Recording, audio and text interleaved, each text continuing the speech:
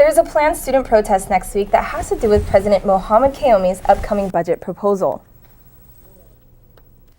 With the fiscal year ending, President Qayoumi will propose a new budget on Monday, April 22nd.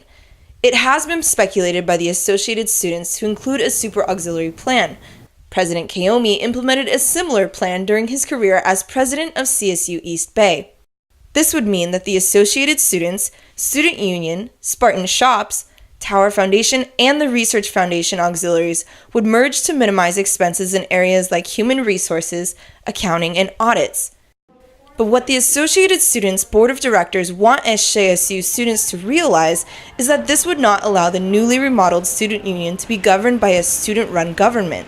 It's a little concerning for me that the student union is on the table. It's something that the students have built from the ground up since 1963. We have paid for it all with our own money, and it's run by students ever since.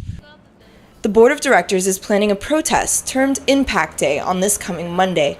We want an answer. We want to know what he feels about student governance, where he's going to go with the super auxiliary, and when his decision is going to be made. As AS president, Calvin Warsnup is leaving office this semester, wishing that President Qayoumi had been more open in involving their opinions when he formed the spring 2013 task force that analyzed the existing auxiliaries. I appreciate what the president is trying to do.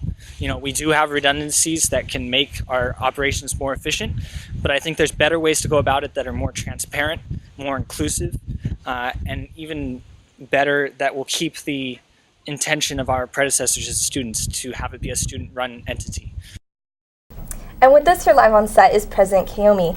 Thank you so much for joining us, Mr. President. My pleasure.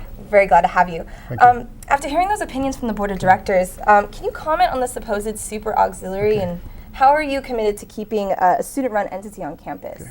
Well, first of all, I strongly believe in student governance and university governance as a whole. The role and the voice of the students will always be of paramount importance, because let's back to the fact that the whole raison d'etre of a university is for students and our student success. And I've always said that my three priorities are student success, and student success. So that's something that I strongly believe in. Basically, what I did in January was to ask all of the heads of auxiliaries from Associated Students, University Student Union, Spartan Shops, Research Foundation, and Tower Foundation to sit down and look at a series of options on how we can really bring more efficiency and effectiveness to all of these organizations, because the less that we can totally spend on the overhead, the more funds that we have for the actual programs. And what that group have done has put together a draft report that I have not had a chance to meet with them. I'll be meeting with that group next week. Then after that, meeting with that group and then the cabinet, I will be talking to every one of the boards, all of these 5 boards, make the report available for them, get their view, and before we'll decide in what directions that we're going to be moving on. For instance, right now the students voted on increase of fees. My view is that, well, are there ways that maybe we can improve the efficiency of our existing operations where we would not have to increase fees, as a for instance. So that basically has been the motivations, and I want students to know that no decision has been made, but the only way that we could really begin before even talking to the board is to be able to get some data before we can move forward. Correct. And I know that you said no decision has officially been made, but are you planning to raise tuition fees and go along with that student vote? I have that report. I've seen the report, the results of the student vote. Of course, as you know, that has to go through a process of going to the Student Fee Advisory Committee and hear that one, and then when it gets to me, I will look at it and decide on it at that time. Of course, thank you. Sure. Okay, and the budget forum is also coming up this Monday, I believe. Is there anything you are willing to release as far as information goes? And as well, what are your goals as far as the San Jose State budget goes in the coming years? Well, the budget forum is basically something I talked about last year, and we had a series of forum when we were going through the budget cuts.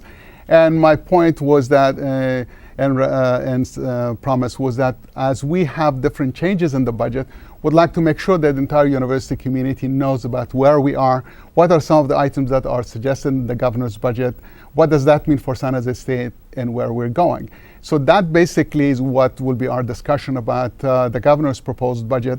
and what does that mean for the system as a whole, and what does that mean for San Jose State. Of course, after that one, the next chance that we have or a change will be when the governor releases the May revised budget, and we'll hopefully try to have another forum so people on campus would have a sense of what's happening with the governor's budget and what would that mean. And of course, we know that no decision on that will be reached during this semester because, as many of you know, hopefully the legislature will decide on the budget sometime late June, and the governor will sign before July 1. But many times we have seen that we've seen delays there, so we'll not really have our budget till sometime later in July or August. So you're saying that the budget proposal it's just a proposal, it's not set in stone. Will there be chances to rechange it, or oh, absolutely. This is the time to get, I asked this group with the idea to put a number of different options together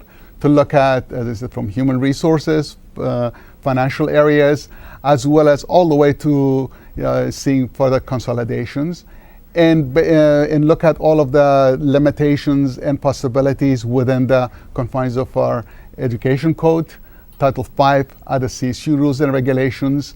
And then that will give us a basis. So when we have discussions with all of these different boards, we'll be able to talk from in a position of knowledge, and then be able to get their views, and then to move towards a decision. So we have just begun that process, and we have not even met with any of the boards yet.